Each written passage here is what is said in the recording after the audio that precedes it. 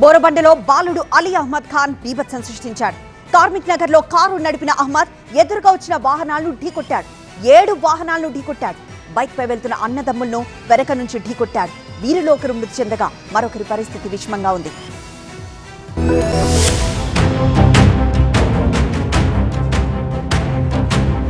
మైనర్లకు వాహనాలు ఇస్తే కఠిన చర్యలు తప్పవని పోలీసులు హెచ్చరిస్తున్నా సరే ప్రజల్లో మార్పు రావడం లేదు. హైదరాబాద్ కార్మిక్ నగర్ లో అలీ అహ్మద్ ఖాన్ అనే మైనర్ బాలుడు రెంటల్ కార్ నడిపి ఒకరిని పొట్టన పెట్టుకున్నాడు.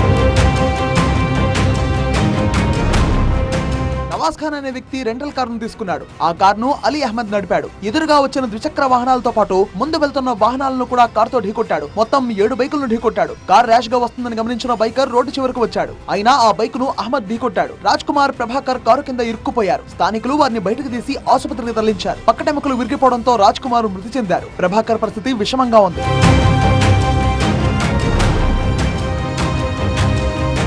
యాక్సిడెంట్ తర్వాత అక్కడి నుంచి పరారైన అహ్మద్ ఖాన్ సహా మరో మైనర్ ను పోలీసులు అదుపులోకి తీసుకున్నారు. స్నేహితులతో కలిసి రైడింగ్ ను ఎంజాయ్ చేద్దామని కారు నడిపిన అహ్మద్ 2 కుటుంబాల్లో విషాదం నింపారు. కారు ప్రమాదంపై మధురానగర్ పోలీసులు దర్యాప్తు చేస్తున్నారు.